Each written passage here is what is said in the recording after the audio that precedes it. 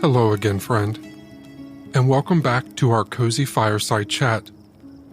It's always a pleasure to have your company as we continue to explore the enthralling world of Black Label podcasting.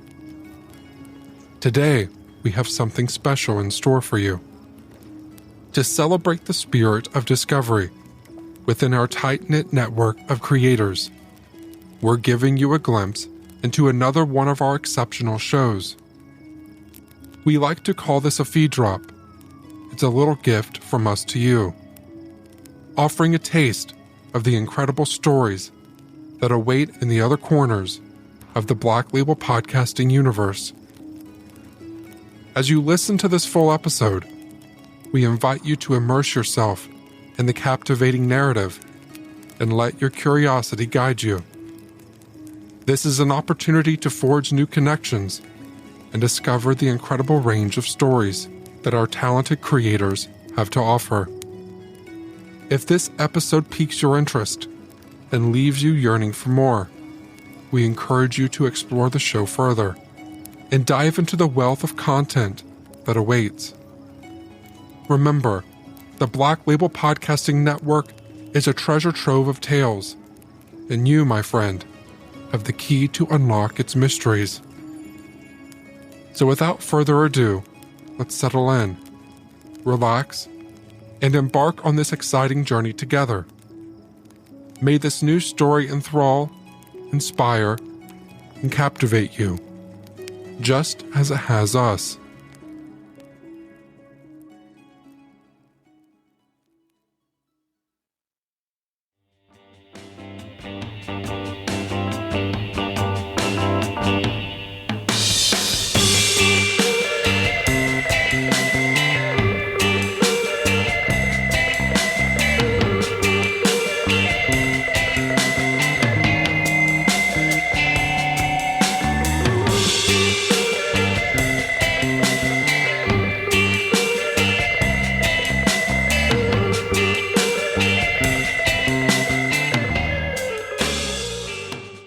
Hello.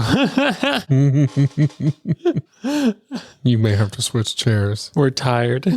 I know, and you have the absolute squeakiest chair known to humanity. This is what happens when we are stuck in a hotel. Yes, Josh is now switching over to... Oh, is that on wheels? I think so, yeah. Oh, that's fun. In my own little corner, in my own little chair.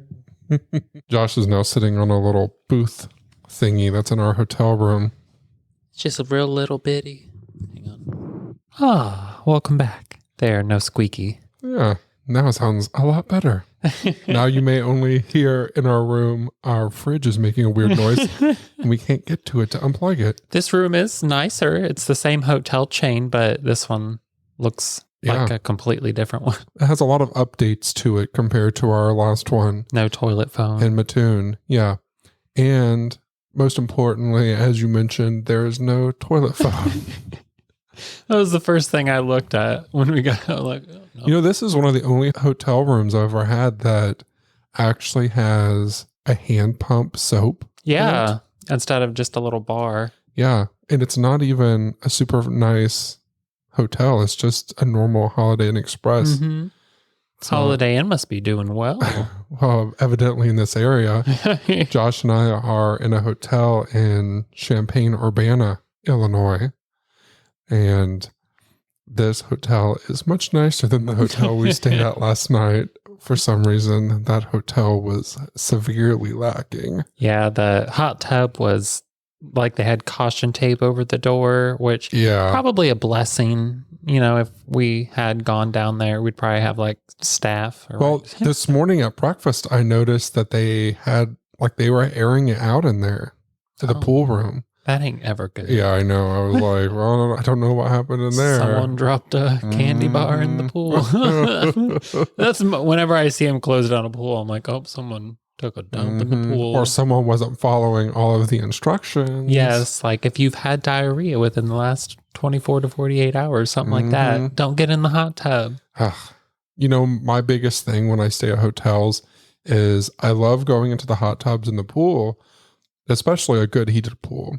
However, I do not like to be in there if there are other people. No, especially kids. Yeah. No offense if you have them. I'm sure they're lovely, but not for me. Yeah, especially if they're making noise. Which they always are. Yeah, I just like to have a nice, relaxing time in the pool. But a lot of those rooms they have those pools in, they're not huge rooms. And the kids and the people, the noises are always echoing. There's no type of sound dampening things on the walls. Mm-mm. So it just gives me a quick headache. And immediately I'm done with it. And I just want to go back to my room. Over it. Yeah. Well, and I think you've mentioned before that like just all the kids and everything in general, just it's overwhelming. Yeah. The whole time the kids are, Mom, look, Mom, look. Yeah. And you're just like, shut up. Yeah. I absolutely hate it. Bless their hearts. Right.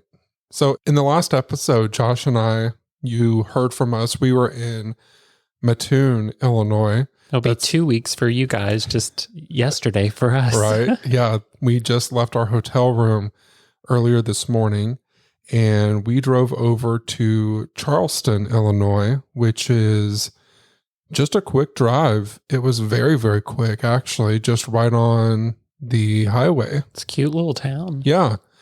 We drove over there, and it was actually much quicker of a drive than what I imagined. Right. We stopped and grabbed coffee on our way, and before I could even drink it all, we were there. Yeah, usually when I travel with you, like our destinations are at least a few hours in between each other. So you get like, settled in and get your snacks and have a nice little drive. Right. This time it was just like 20 minutes. Like, yeah, we're here. Yeah. We didn't even have to charge to be able to get to our location. I was able to go with no bathroom break whatsoever. It was lovely.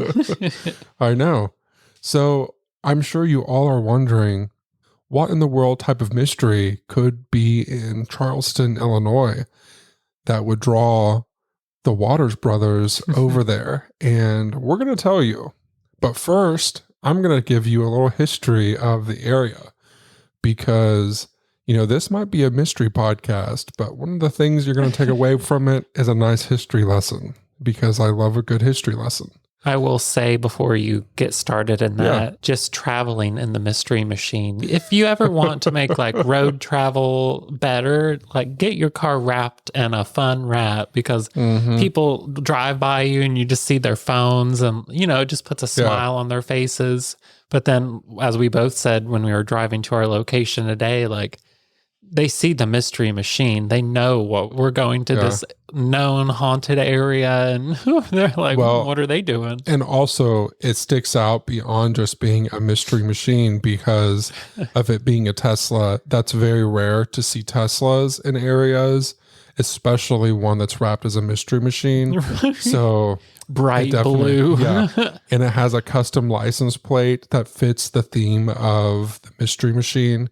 I'm not going to give everyone my license plate number. I was about ready to say, don't say. Yeah.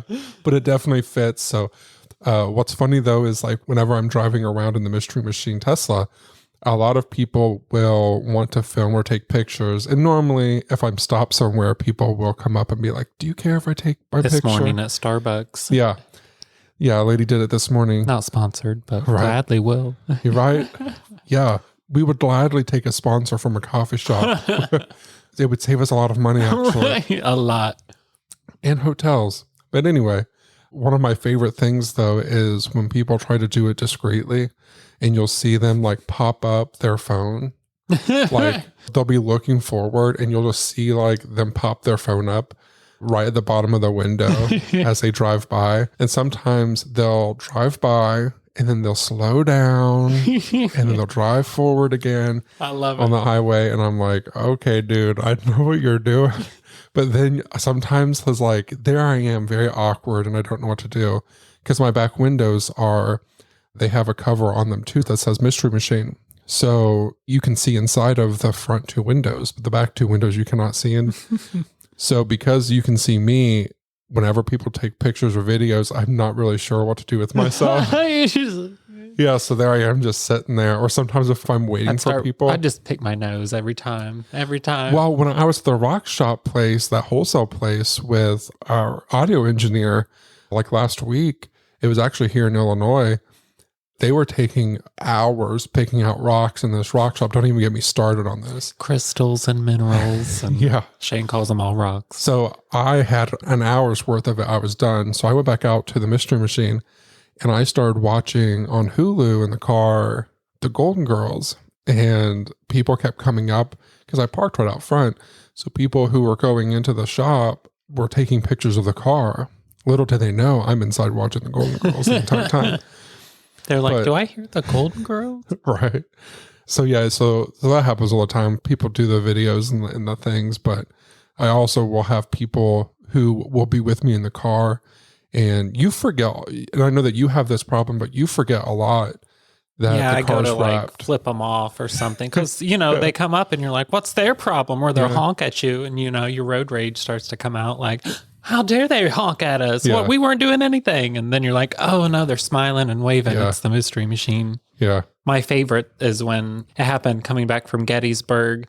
A mom like sped up to keep up next to you on the highway and then rolled down her window. She's like filming it like, yeah. And then you see her like teenage daughter start to come up. She had her seat back down like, oh my God, Mom, you're so embarrassing. But I'm like, I love it. When I was in Gatlinburg just a couple of days ago, when I was driving around Cades Cove, I had stopped for a photo on one of the sites, and there was a guy who pulled over behind me, and he goes, I'm so glad you pulled over. I've been waiting for you to pull over. Do you care if I take a picture of your car?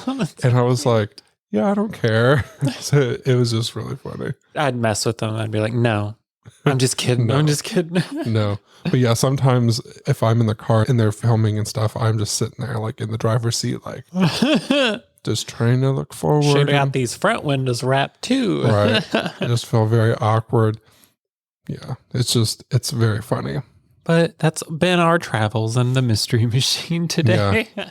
And yesterday. As Josh mentioned, when we go places, especially a place like Mattoon or Charleston, when the locals know about these mystery cases that are there, I'm sure they see the Mystery Machine Tesla and they know exactly why we are in town. So we are searching around a cemetery looking for someone, and the people who run the cemetery see us and they know who we're looking for, I heard a guy at the coffee shop even on his way out. He was like, oh, there's the Mystery Machine. I wonder what they're here for. Mm-hmm.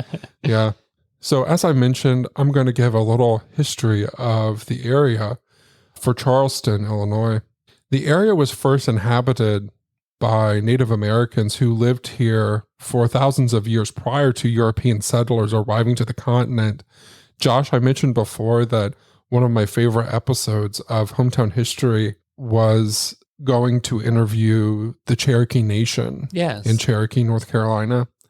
And in that interview with them, the guy that I interviewed, he mentions that he doesn't call these people European settlers, he calls them invaders. Yeah. So when I was writing this, I thought European settlers / invaders. Yes. One of my podcasts that I listen to, she's from Eastern Asia and she calls them colonial white devils. I love funny. it. Is that the podcast you were on? Yes. Yeah. That's I love funny. it. So the area was ideal because there was a huge tall grass prairie on one side, and to the other side was beech maple forests. And then in between, there were 2 rivers. This provided the Native Americans in the area access to a variety of resources. In that area, you'll find creeks today named to mark the sites of where those Native American settlements were, like the Kickapoo Creek. Okay. Yeah. I also did notice when I was looking on the map at the different creek names, one of those creek names was Indian Creek. And I was just like, well, they must not have been able to find the name of the Native American tribe or something. How plain. When European settlers started moving into the area, they lived somewhat peacefully with the native people. But that changed in the 1810s and the 1820s when poorly documented skirmishes started occurring between the 2 of them. Things were getting really uneasy and tense from then on until all natives were expelled by law from Illinois after the 1832 Black Hawk War. And by the 1840s, all natives were gone from the area. Good gravy. Yeah. Jesus. The Black Hawk War was a war that was fought with the Native American people. Okay. Yeah. Charleston was named for Charles Morton, and he was their first postmaster. The city was established in 1831, and it was incorporated in 1865. They really honored their mailmen. I know. Back then. That's what I thought too. I was like, and it's well documented, the person who first settled the area, and they didn't name after him. It was the postman. Screw that guy. This guy brought me my mail. Right. That was more important. He brought me the mail. Which, Well, I guess that'd be like, that was like their internet back then. Mm-hmm. So, I mean, yeah, I can see that. Right. I have a really big fascination with the history of Abraham Lincoln. And I did a history episode with Lincoln's boyhood home in southern Indiana recently.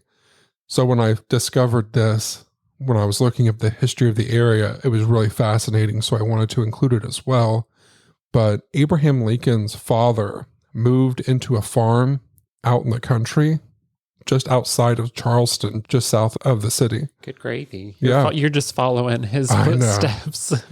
One of the famous Lincoln-Douglas debates was actually held here in Charleston on September 18th, 1858.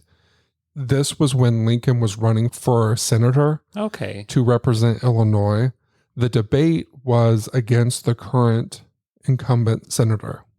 Lincoln last visited the area in 1859 when he visited his stepmother and his father's grave. Just a little side note. As of 2020, the census showed that there were over 17,000 residents in Charleston. However, though, in 1980, there were 19,000 people. Okay. So 2,000 more people resided in the area. Mattoon. Between 2010 and 2020, I thought this was an important thing to notice or to note. They lost 20% of their population for some reason. I'm not sure why. Maybe like a important job closed down or very possible. Things may have changed and people may have started going into the larger cities. Effingham is just south of Charleston, and where our hotel is for tonight is just north, and that's Champaign and Urbana. Yeah, either a great move off or a great die off, one or the other. Right. And Josh, I'll let you go ahead and take over our trip to where this mystery happened. All righty. Today we are going to a bridge called Airtight Bridge, and it is located in a small village called Ashmore, which is here in Coles County. And we are 8 miles north of Charleston, and it was built in 1914. Even the bridge's name, Airtight, which locals say was given to the bridge because of the unnatural stillness encountered while crossing it, pays homage to the seemingly spectral forces at play. Well, on October 19th, 1980, the body of a woman was discovered by the bridge without its head, feet, and hands. 2 fishermen and eventually a farmer were the first to find her body, and it was found around 50 feet from the bridge. That was a day that retired Coles County Sheriff Darrell Cox says that he will never forget. A quote from him, "I spent 36 years in law enforcement and I never saw anything like it before or after." He was the officer who responded to the call when the body was reported. With it being around Halloween, though, he initially thought the call was just a prank. It was just her torso that was found, right? Yes, her head, feet, and hands were all cut off. All they knew was it was a woman. Yeah. A further quote from him, "I got here and 2 of my friends were on the bridge, and I recall them mentioning, 'Well, where's everyone at?' he said.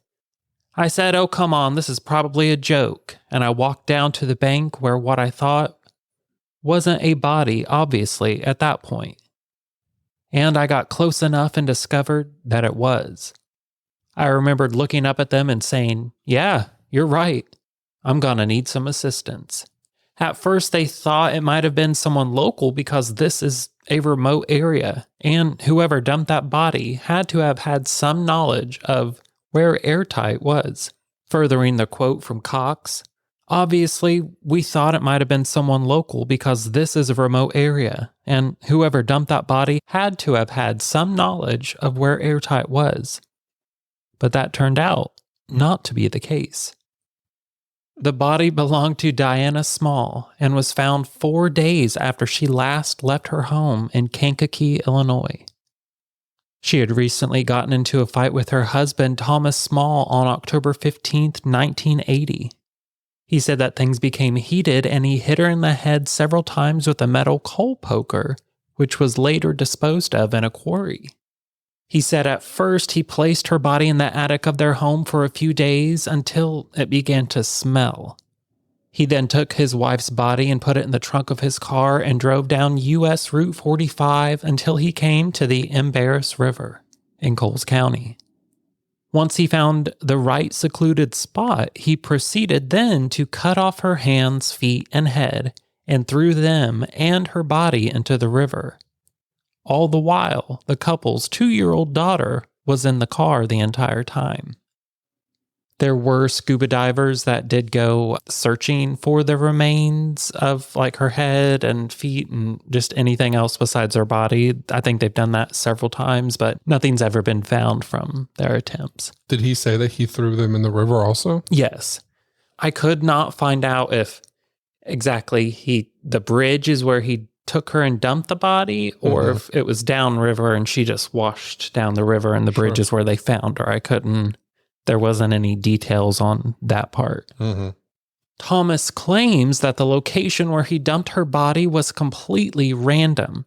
He said that he had no prior knowledge of the area or even knew that the bridge was even there. The way that they talk about it, it honestly makes me think that he did go to the bridge and dump her body.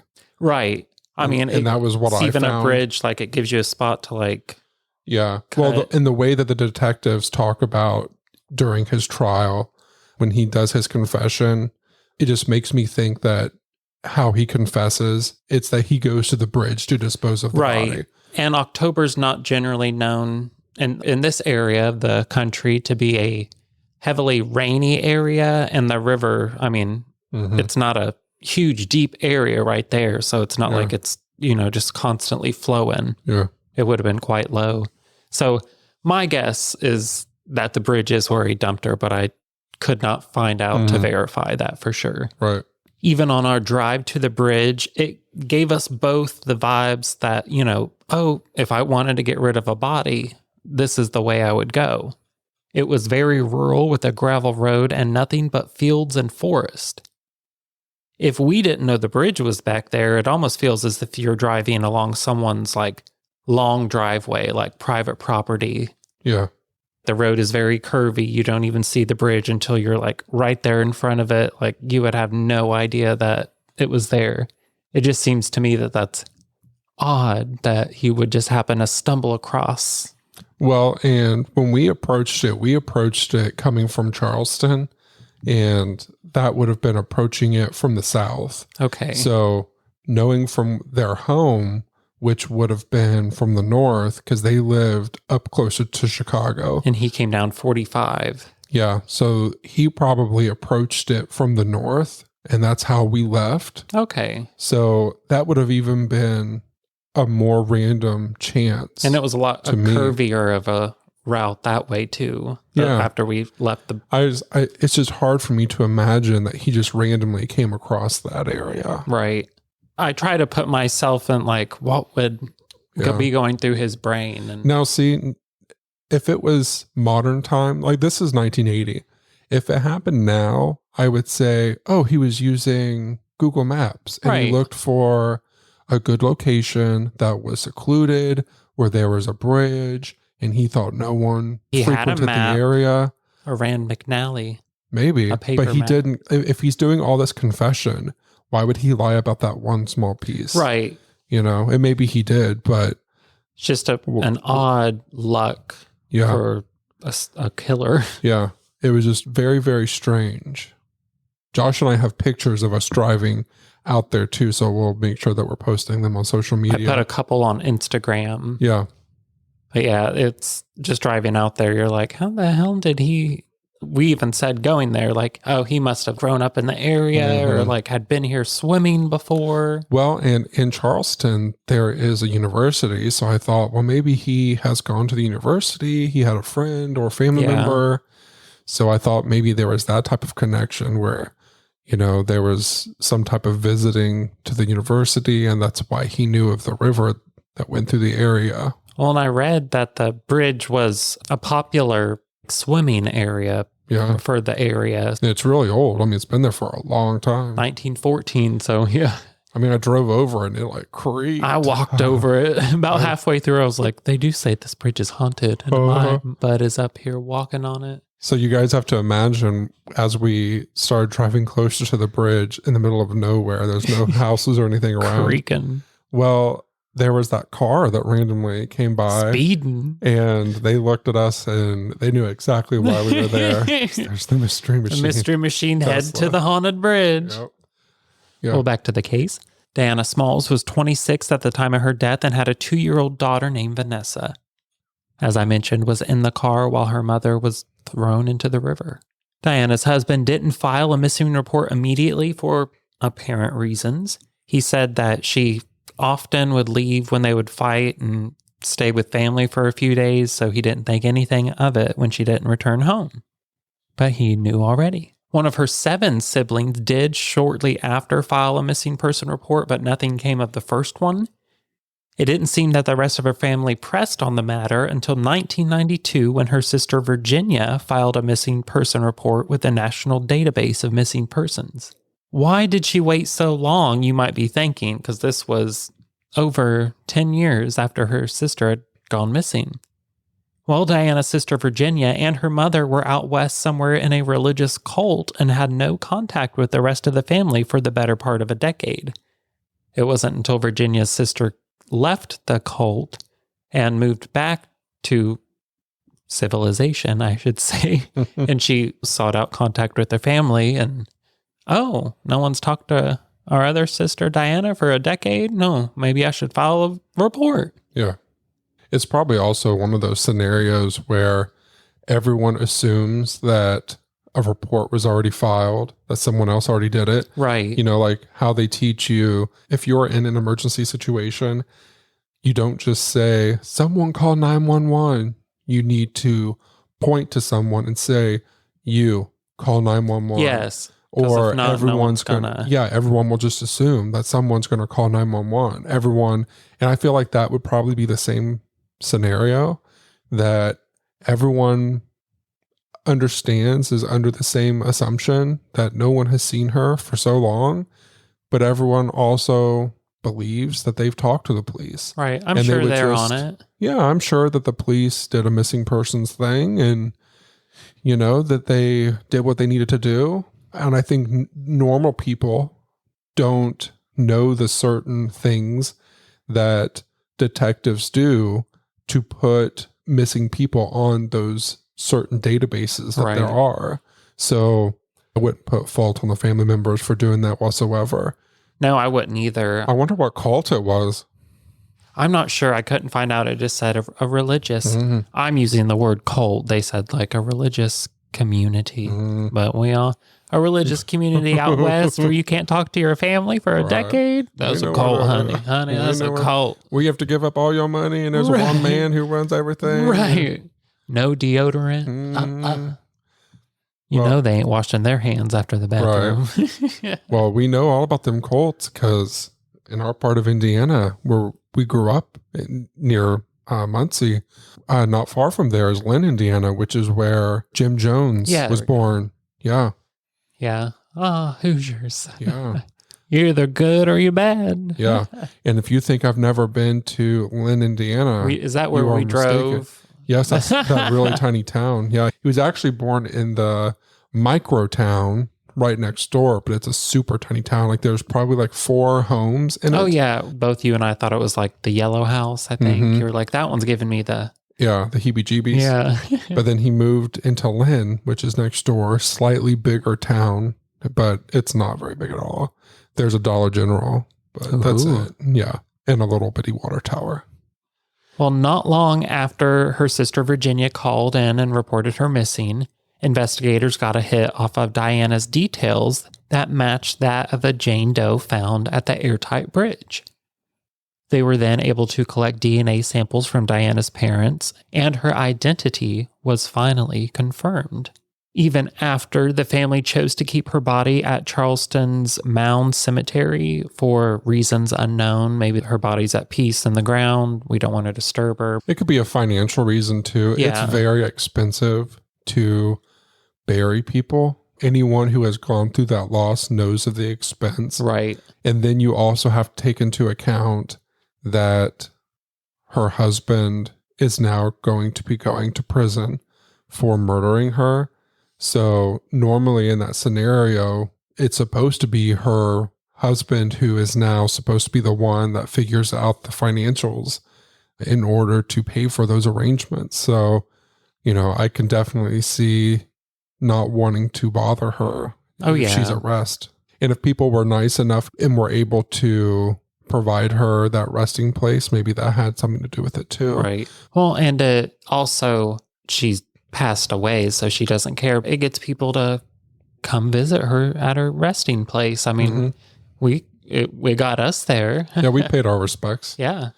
And also, we will mention that she was a Jane Doe for a while, and so her stone did reflect that. It did have her unknown status on it for a long time until she was identified. After 1992, so over a decade, it had Jane Doe. Yeah, so they were able to update her stone with her name and all of that information after she was identified. I will say a fun fact that I learned while researching for this is that in 1984, there was a false confession by serial killer Henry Lee Lucas, who claimed that she was one of the hundreds of women he had murdered in a similar way. Hang on, I said serial, and my Siri came up on my computer. What issues do you have with your... Jeez. Today, the bridge is easy to get to, but the seclusion you feel on the drive only increases the eerie factor once you get there. You drive down the windy gravel road hidden between trees and random doomsday prepper-looking camping areas. No kidding. When you finally see it, knowing that Diana's body was found in such a horrible way, it honestly almost brings a tear to your eye. Mm-hmm. But yeah, on your drive there, if you ever are in the area and drive there, if you get to a hand spray painted camouflaged camper and it looks like a Walking Dead doomsday prepper camp, you're almost there. Right.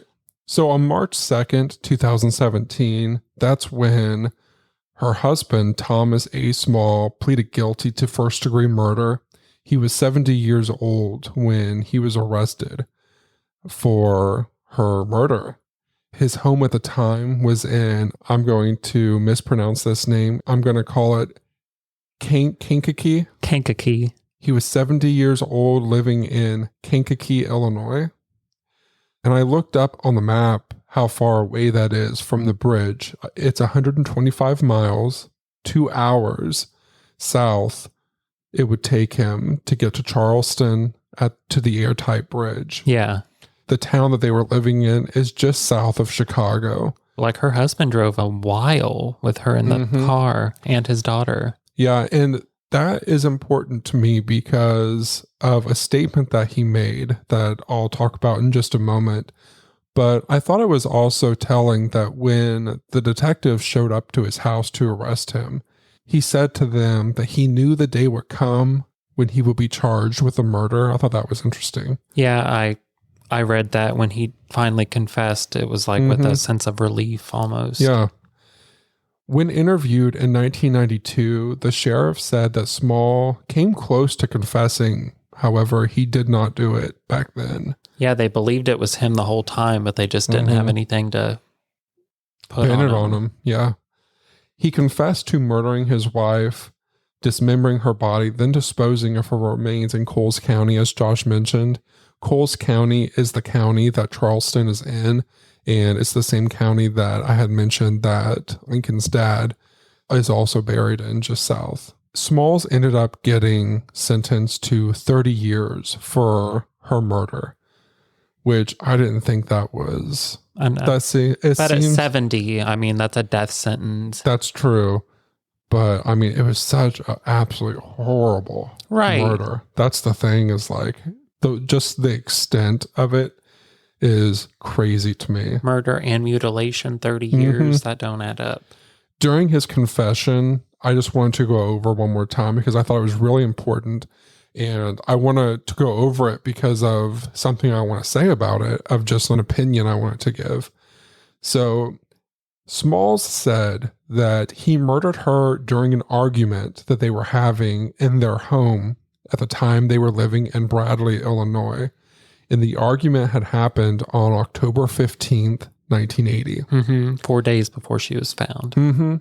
Small had confessed that he hit Diana in the head several times with a coal poker. He then threw the coal poker in Bird Park Quarry. It was never located by divers, which I highlighted because I thought that was interesting. He then put her body in a blanket and put her in the attic. After 2 days, the body started to smell, so he placed it in his vehicle and started driving south on US Route 45. He stopped at the river that we're talking about in Coles County.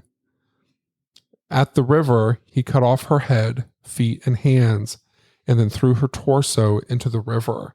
And as Josh mentioned, if the daughter is inside the car and there is that smell already, in my mind, in no scenario could I imagine like that a loved one would go through the process of dismembering someone. Right. Okay, if he confesses that he flipped out and hit her with a poker, it was an accident, you call the police. Right. You don't then try to cover it up.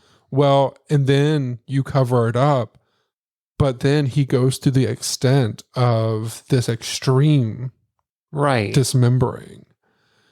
So, I mean, it's and that shows he's having not sound of mind, because obviously he's cutting someone's freaking head off. Right. But, that means he's thinking enough to where he's like, okay, I got to drive, I got to hide it, I got to do this. Yeah. Like, he's came up with this plan probably. Yeah. Ooh. It's just is very, to me, out of character of someone who did something, as he says, as an accident. I couldn't find anything about his life prior to this, like if he was in the military or, I couldn't find any. Well, bless his heart, you can find a picture of him. Yeah, I don't think he had the vision to be in the military. Bless him. He can look around the corner looking straight ahead. Bless his heart. Well, and I ain't making fun, I'm just describing. Yeah, just describe it. You sound like our grandma. I'm not making fun. I'm just painting a picture. No, but seriously, when you look at a photo of him, it does make me feel like he may not be all there. And that makes me wonder if maybe he... Would you quit laughing? I'm trying to think of how to make this sound the most appropriate. You said he may not be there. No, he may not be all there. And the first thing that I thought was, he's over there where he's looking. Oh my gosh. Sorry. Good God. Please don't cancel us for Josh's inappropriate comments. Hey, I am not making fun. I'm just... Well, and if he wouldn't do horrible things to people, then we wouldn't make fun of him. There's not many people we can make fun of these days, but I feel like a white, cis, straight murderer is one of them. Yeah. Like, anybody, if you're feeling bad about yourself, let's make fun of these people. Right. But I did feel like, I don't know, there was just some inconsistencies, and I don't know if maybe he was being dishonest about it was an accident, and maybe he does have some anger issues, and it was way more than just, it was in the spur of the moment type of thing. And that's why I feel like there's more to the story. Right. But I just can't, the idea of someone accidentally hitting someone with a poker and then going through the extreme over several days of dismembering and then disposing. Like dismembering. Right. That takes... It's just so weird to me. I mean, just in my experience growing up, I've killed like ducks and chickens and, you know, having to dismember a dead duck and, you know, cut its head off like that. I had to like pause for a few minutes and make, you know, like just do it, just do it. I mean, and it was a duck. I can't even eat meat on a bone. Right. I mean, these people are doing it to, you know, I mean, he was just married to this woman and days before they were married. Children together. Right. Come on now. She's in the car. Can I tell you though, as you were describing that only her torso was found and that he had cut off her hands, feet, and head, as an aside, complete aside, do you remember when I used to do that to your Barbies when we were growing? And eat my chapstick. I ain't bitter though. Hey now. You remember that? I'd go to use my cherry chapstick. And I would, you know, I've always been a queer child. I was a queer child, queer as hell. I couldn't use lipstick because I was a little boy. And so I would always use chapstick because that was my like, oh, I'm a girl too. I got to use lipstick. And I'd go to use it. And Shane wouldn't use it. But he'd roll it up and eat it. Good. It was the cherry. It was delicious. I didn't like to use it on my lips, but it tasted good. I'd go to put it on. There'd be 2 teeth marks in it. I'm like, are you kidding? It's my lipstick. There was, Josh went with my grandma one time, and I have such a good memory of this. Well, he went with my grandma one day. I don't remember where you guys went, but anyway, they were gone for a while. And I had a couple toys that I was playing with, and they were X-Men. I remember that. And I was playing over by the fire. We had the fire. A fire, yeah, as my grandma called it. We grew up with a wood-burning stove. And it had like rocks around it and stuff. So I would play with my X-Men around it. And Josh had these Barbies and horses. Well, as in every My family said they didn't know. Right. And as with every X-Men movie that you've seen, there's always a damsel in distress. Oh, yeah. So I had to go borrow one of Josh's Barbies for my damsel in distress. So I went and picked out the prettiest Barbie because it was always the prettiest girl in the movies. Right. And we were really young. Like this wasn't like last year or something. And I kept, like, I wasn't one of them kids that drew on my Barbies. I like brushed their hair and braided it. Well, and I pulled out his prettiest little Barbie, and unfortunately, Cyclops had a little uncontrollable accident with his eyes. I ain't bitter. And she was had an accident. She got a little crispy. Well, she lost her parts. And so we had a little funeral for her. That was traumatic enough. And these people do it to used to be real life people. So I dismembered Josh's Barbie. And so Josh comes home and I didn't tell him, but he saw that his Barbie, I swear, like he went like straight to his room. And I always know when anything's been moved. Yeah. And he saw that his Barbie was missing. And he's like, I don't remember what that Barbie's name was, but he's like, where's Susie? And I was like, she died. Where's Empress Buttercup? She dead. Like, she died. And he's like, where is she? And I was like, she's buried by the tree behind the house. I think the most scarring thing that happened to us as kids that I can remember as like little was you remember when we had hamsters? And I had a little tiny teddy bear or a little dwarf hamster, and he had a teddy bear hamster, which was like twice the size of mine. And we came home from school one day, and my little tiny hamster had eaten the face off of his hamster. And we're like, oh, he's sleeping. And then we looked closely, and yours is dead without his face. And neither one of us, like, we didn't want to sleep in that room. Like, we were like, we were done with hamsters. We're like, I ain't touching it. Right. And that was the last pet Shane ever had. I have dogs and fishes and chickens at a couple points. I think now I see it. This is what happens when we get off track. I forget where we were. How he had dismembered her body. Yeah, because that's why we were talking about the Barbie. So another thing that I wrote down during the trial, he was represented by a public defender. And the public defender mentioned after the trial that his crime had been weighing on him for a long time, so he was ready to admit it. And then the prosecutor said, obviously, he got away with this for a long time, but with his sentence today, he is not going to see the light of day. My heart goes out to the victim and her family. And then the victim's daughter said she never imagined her dad could have murdered her mom. Then she's quoted as saying, he never gave me a reason to suspect him. I love him for raising me, but I hate him for taking my mom. People who know me understand. I thought that was very interesting. And, I can't blame her for that because, first of all, I can't imagine being in her shoes. Unfortunately, his decision and his actions put her in a bad situation where he stole her mom from her and he also took away her dad. Exactly. I definitely get that. And one of my early podcast interviews I did for Foul Play a long time ago, I was interviewing the sister of a murder victim, and it was an unsolved case. And we were talking inside of a Subway, actually, oddly enough. We were talking about a lot of things, and she said, one of the hardest things I think that would happen if this case is solved will be watching the suspect's family have to go through what we went through when we learned that our loved one was ripped away from us. Mm-hmm.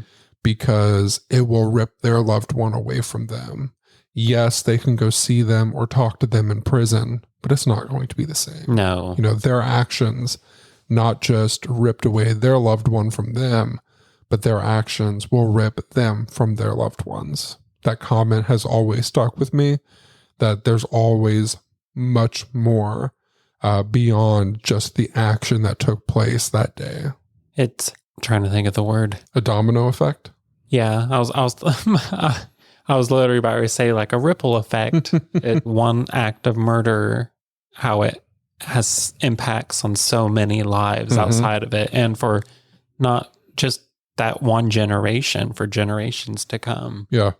Well, you could also look at it like this, that we would never have gone to that town if his action that day didn't happen. Exactly. And over 40 years later. Yeah. And then now you at home are listening to us tell a story about us visiting the town where he did this horrible deed and dumped her remains in a river just because he tried to get away with it. I do have just one more quote. Yeah. It is from Chief Deputy Tyler Helene, who was one of the investigators who worked on the case, one of the ones who got Small to confess to the murder 37 years later. He said that solving this case was one of the highlights of his career because he could bring the family closure. Justice was done. He's paying for his crime, he said. The family has got closure, and so does the community. We know that it wasn't someone that lives here in Coles County or someone local that committed a murder. So that's something I didn't even think about, the locals the whole time. Like, oh my God, anybody in our town, anybody could be a killer, a murderer. I didn't think about like the breath of fresh air that even the locals in the town. And this was just, when was he arrested? 2017?